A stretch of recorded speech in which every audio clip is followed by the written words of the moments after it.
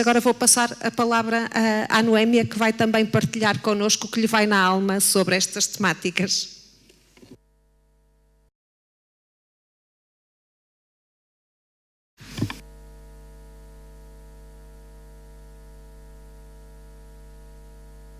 Muita satisfação que participo neste Dia das Ciências da Comunicação da Universidade Fernando Pessoa. É a primeira vez que estou nesta universidade, pelo que agradeço o convite que me foi feito pela Universidade através da vossa professora, a professora doutora Sofia Gaio. Confesso que quando me foi feito o desafio, a primeira vez que a doutora Sofia me telefonou, para vir falar enquanto consultora de comunicação política da Associação Nacional de Municípios Portugueses, eu hesitei um pouco, sobretudo porque não sabia se o meu contributo enquanto consultora teria ou não teria alguma importância, algum interesse para vocês enquanto alunos de Ciências da Comunicação. Exatamente por isto que a professora Sofia acabou de dizer, é que normalmente quando vou falar a cursos de Ciências da Comunicação, sou sempre convidada como jornalista e encontro, de facto, uma grande maioria de estudantes que querem ser, de facto, jornalistas. Só me lembro de uma vez ter encontrado uma aluna que me veio dizer no final: eu sei que também é consultora de comunicação e eu quero ser consultora de comunicação. Foi a única vez. Não encontrei mais vez nenhuma. Então hesitei um pouco. Isto porque, jornalista, eu fui durante 25 anos. Dividindo o meu percurso entre a imprensa escrita e a rádio, com um curto estágio em televisão. E a minha experiência enquanto consultora de comunicação política leva 5 anos e 1 mês, ou 5 anos e 2 meses.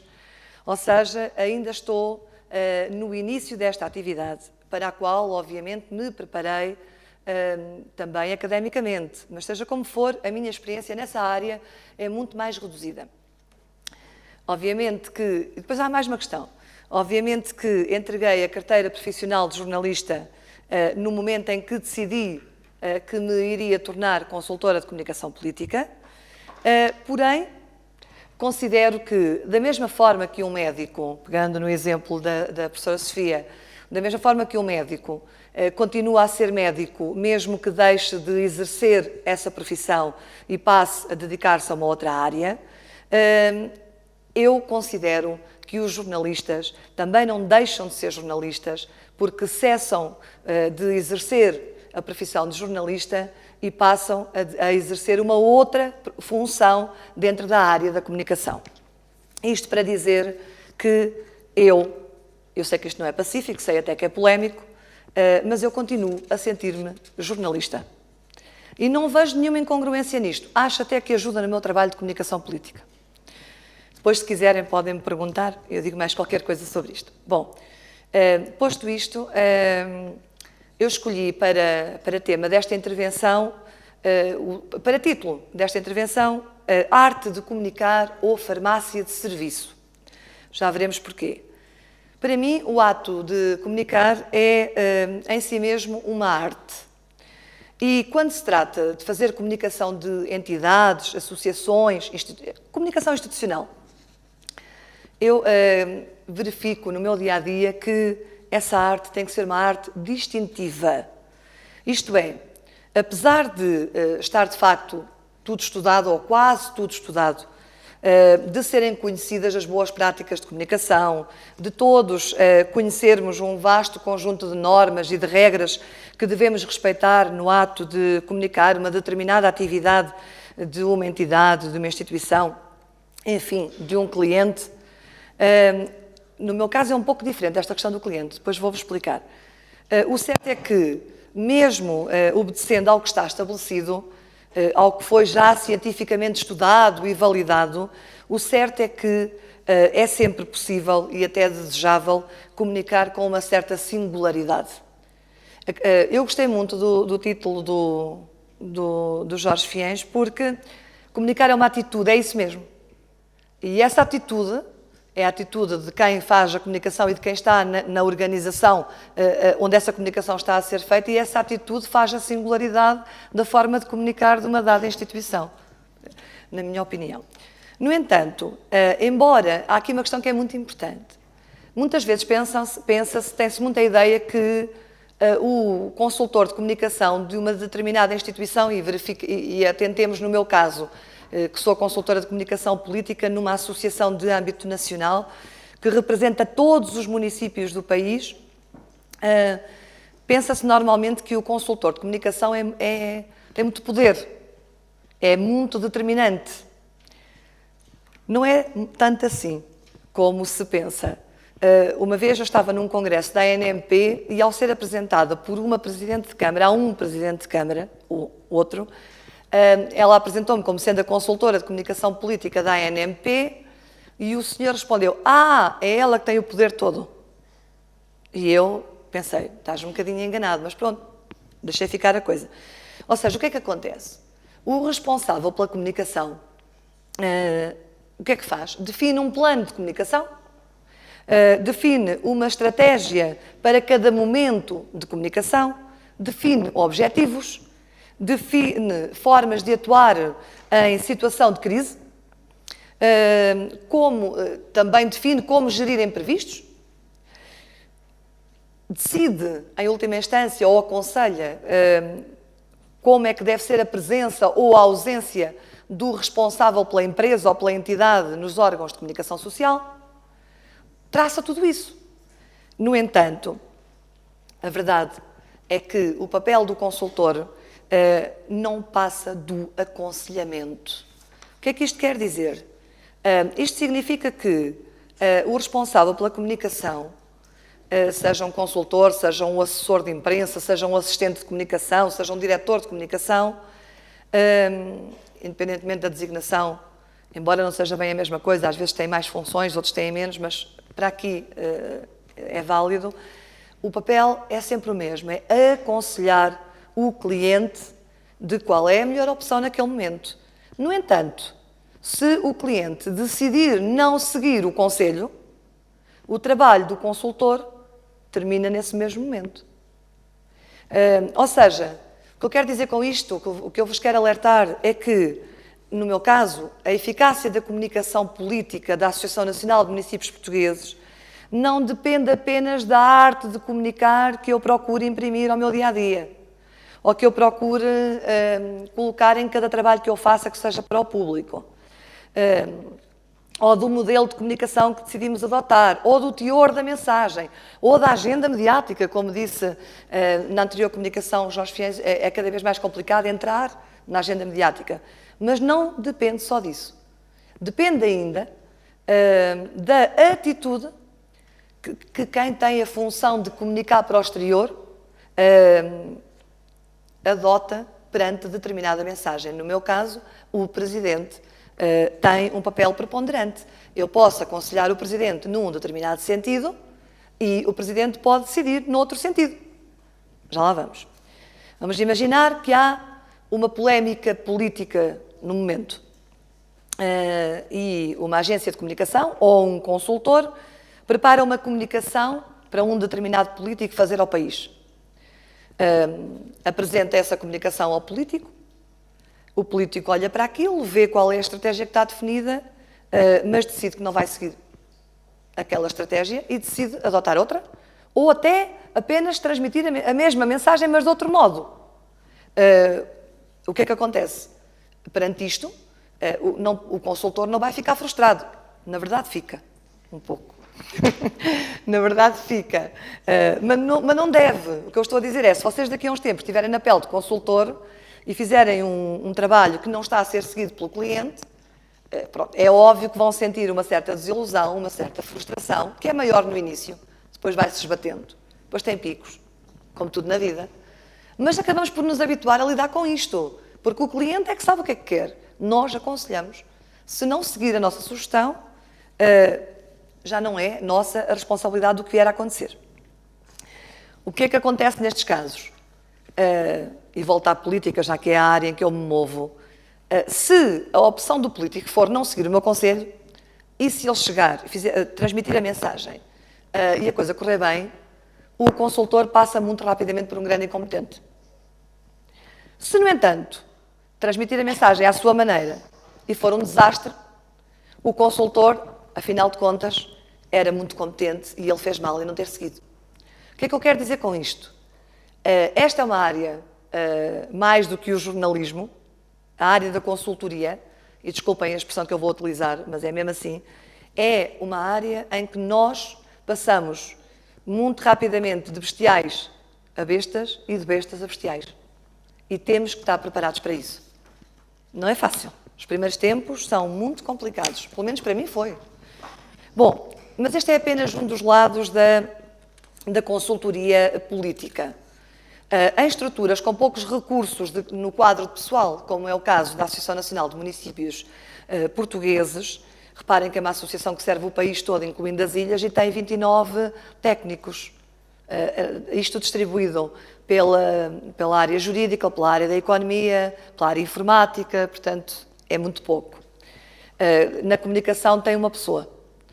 Eu posso-vos dizer que recentemente tivemos uma cimeira ibérica com a Federação Espanhola de Municípios e Províncias. Podem pensar, mas a Espanha é muito grande. Sim, mas já vão perceber a proporção. Eles no Departamento de Comunicação têm 10 pessoas e um diretor. Pronto. Bom, dizia eu que em estruturas como a ANMP, o consultor, além de fazer a consultoria política pura e dura do Presidente e do Conselho Diretivo, porque a Associação Nacional de Municípios tem um Conselho Diretivo que é pluripartidário, é composto por 17 elementos e o Presidente, de 3 partidos políticos, o Partido Socialista, o PSD e a CDU. Este Conselho Diretivo é constituído de acordo com os resultados das eleições autárquicas, do mesmo modo que a Assembleia da República. É proporcional ao número de votos, ou seja, o partido mais votado coloca mais elementos no Conselho Diretivo, o segundo partido coloca a seguir e o terceiro partido assim sucessivamente. E depois tem um presidente, vários vice-presidentes e vogais. E este Conselho Diretivo é quem gera a casa, quem dirige a ANMP. Reúne 15 em 15 dias e eu faço a consultoria do Conselho Diretivo em permanência. Ou seja, eu faço a consultoria de 18 pessoas de 3 partidos. Coisa fácil, como devem calcular. Bom, esta era só a margem para vocês entenderem um pouco. Ou seja, mas além disto, que já não seria pouco, eu tenho que fazer outra coisa, que é a assessoria de imprensa. E a assessoria de imprensa, na assessoria de imprensa cai tudo.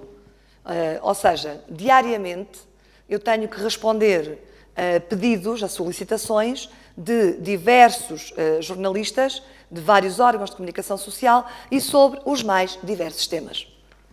Daí que eu tenha escolhido para o título, quando a professora Sofia me pediu, a expressão farmácia de serviço.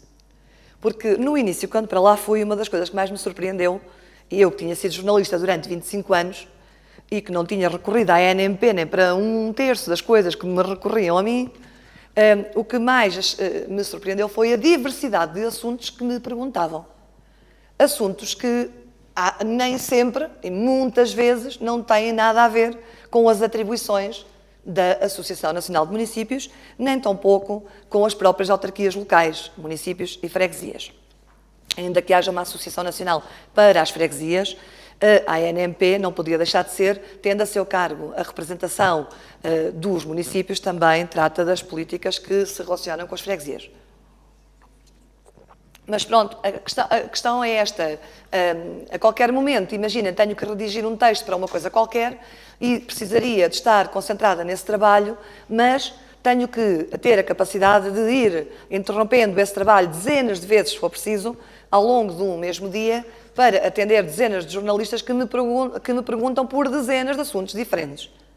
E, portanto, daí, no início, eu ter a ideia que, para alguns jornalistas, de facto, a ANMP era uma espécie de farmácia de serviço onde eles iam encontrar resposta para todos os seus problemas. É uma espécie de atirar a barra à parede. Vou-lhe perguntar, pode ser que ela tenha qualquer coisa.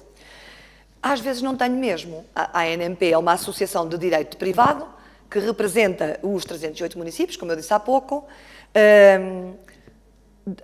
trabalha com todos os assuntos que têm a ver com os municípios e as populações, A título de exemplo, posso dizer-vos o abastecimento de água, a eletricidade, o saneamento básico, a educação, a saúde, o património, o desporto, o lazer, o ambiente, a área social, o apoio aos mais desfavorecidos, a criação de emprego, a instalação de empresas nos municípios, o comércio, os serviços públicos, enfim, um conjunto vasto de assuntos que dizem respeito, que são tratados pelos municípios, são tratados na ANMP.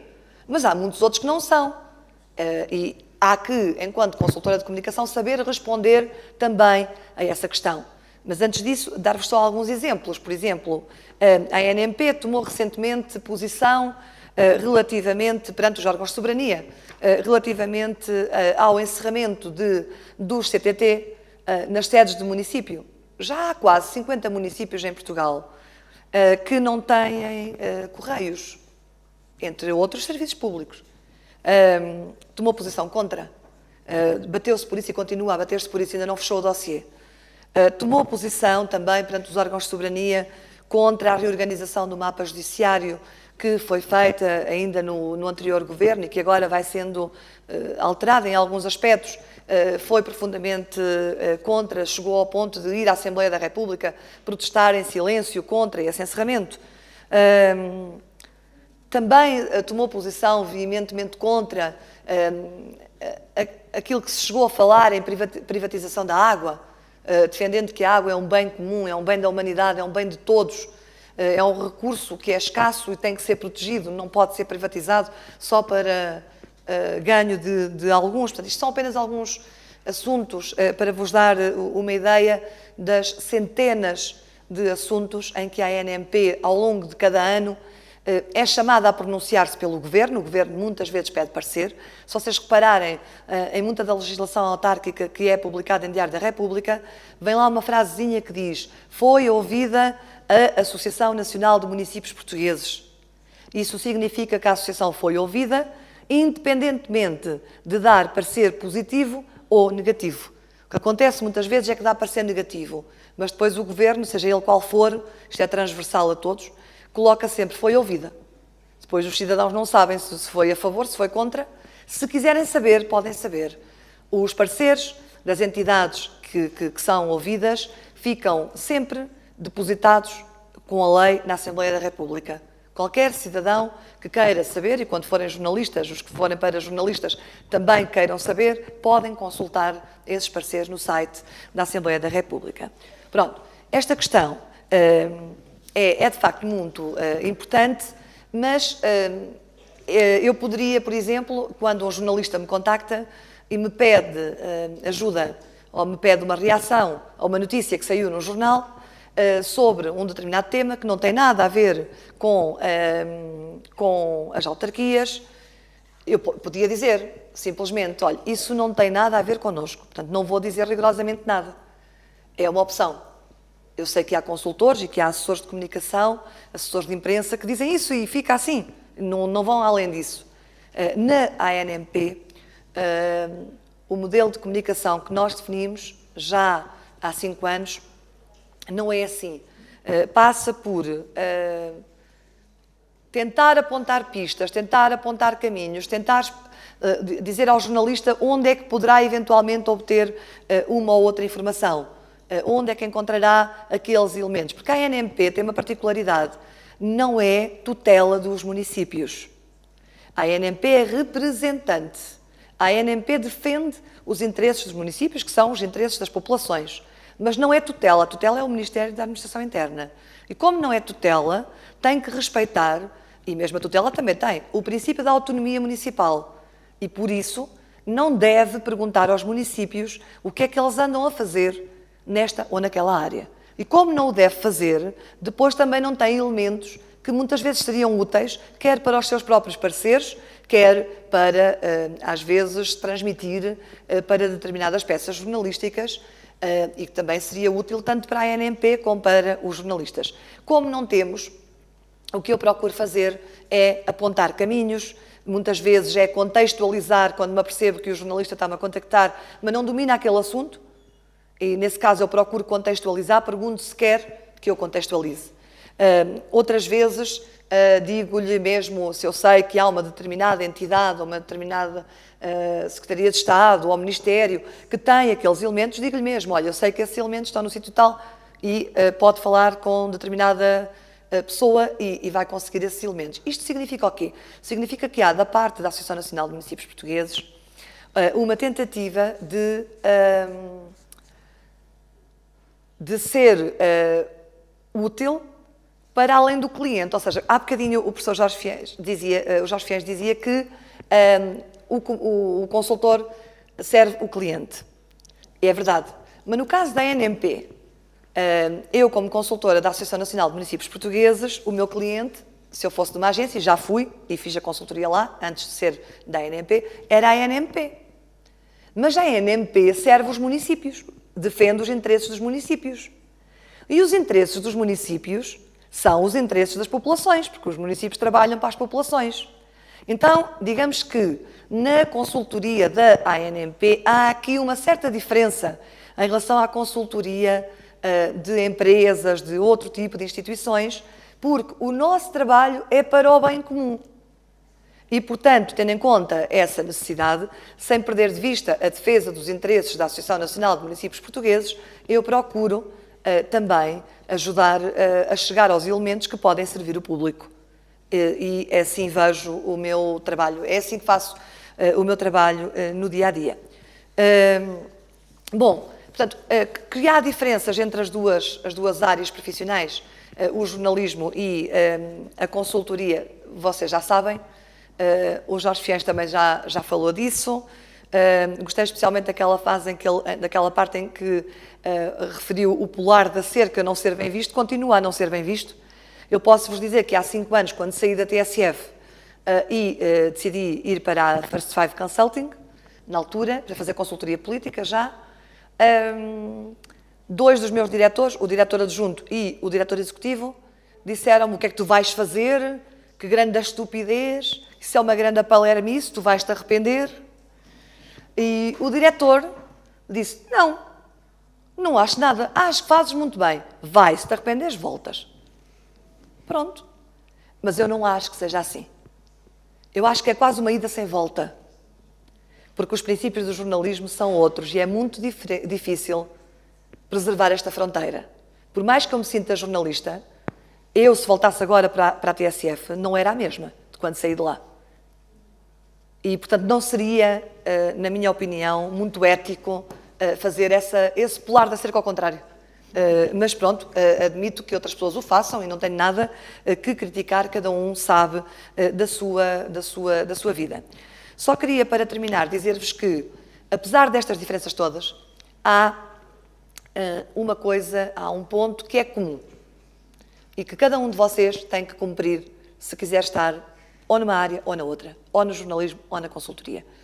E vai um pouco ao encontro do que foi também transmitido na anterior conferência, que é a preparação pessoal e científica de cada um de vocês.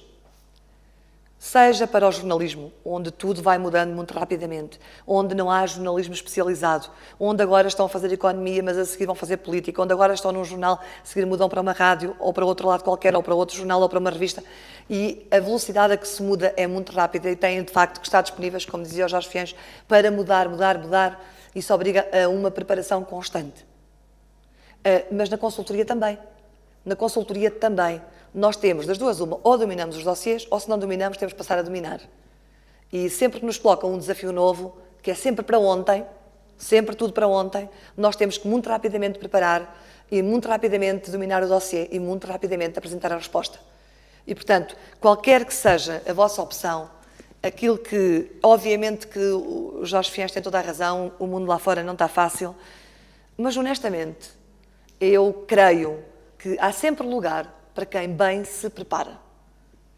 Há sempre. Pode não ser logo, pode ser difícil de atingir, mas quem tem uma preparação sólida, quem consegue mostrar essa preparação sólida, quem tem disponibilidade para aprender, isso é muito importante, e quem tem capacidade para estudar um dossiê super enfadonho, mas é preciso estudá-lo, é preciso apresentar sugestões, acaba por conseguir mostrar, seja no jornalismo, seja na consultoria, que merece um lugar. Não é fácil. Hoje em dia diz-se que se ganha muito mal no jornalismo, é verdade. Que se ganha melhor na comunicação, no geral, é verdade. Mas atenção a uma coisa, no jornalismo ainda vai sendo possível ter horários, mais ou menos. Na consultoria não há.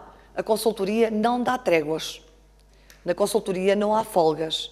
Na consultoria só há telefones no silêncio quando vimos às universidades. Portanto, e avisamos as pessoas com quem trabalhamos mais diretamente. Um consultor tem que estar sempre disponível, sempre alerta, porque a qualquer momento pode acontecer que sair uma notícia e tem que se reagir, tem que se informar, tem que se ver o que é que se vai fazer. Portanto, nunca descansa. Há dias falava com uma colega da TSF que me disse: estou outra vez naquele turno da manhã 1, vou entrar às 5 da manhã. E eu, deixa lá, depois estás às 10. É que muitas vezes eu trabalho até às 5 da manhã, levanto-me às 7h30, entro às 8h30, não sei quando é que vou sair. Mas é igualmente apaixonante como é o jornalismo. Sinto hoje que, se pudesse voltar atrás, esta era a decisão que teria que tomar, por várias razões. Mesmo eu, sendo completamente apaixonada por aquilo que fazia antes. Eu creio que quando nós damos tudo de nós, colocamos tudo o que somos capazes de dar, fazemos o que devemos em cada uma das funções, conseguimos realizar-nos. E, portanto, a mensagem que eu vos queria deixar é esta. Qualquer que seja a opção, jornalismo ou consultoria, têm que dar tudo de vocês. Estar sempre disponíveis para aprender, sempre disponíveis para mudar e, com certeza, que assim vão ser capazes de distinguir como é que devem informar, dominar a tal arte de comunicar e não transformar as instituições em farmácias de serviço. Obrigada.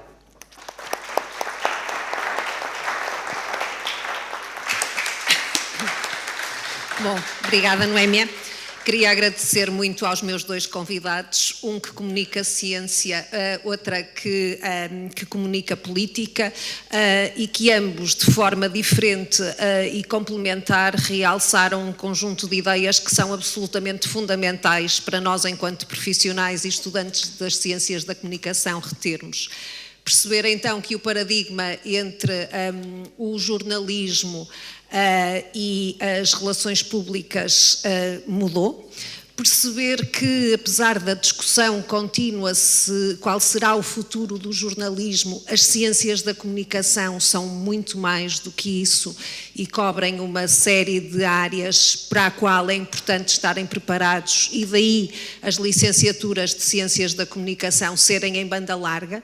Perceberam, através do exemplo de vida dos meus convidados, que são pessoas que começaram no jornalismo, que passaram para a consultoria de comunicação, que fazem assessoria de imprensa, que fazem comunicação estratégica, que se reinventaram várias vezes ao longo da vida e não sabem quantas vezes mais terão que se reinventar, e vão sempre encontrar isso como um desafio.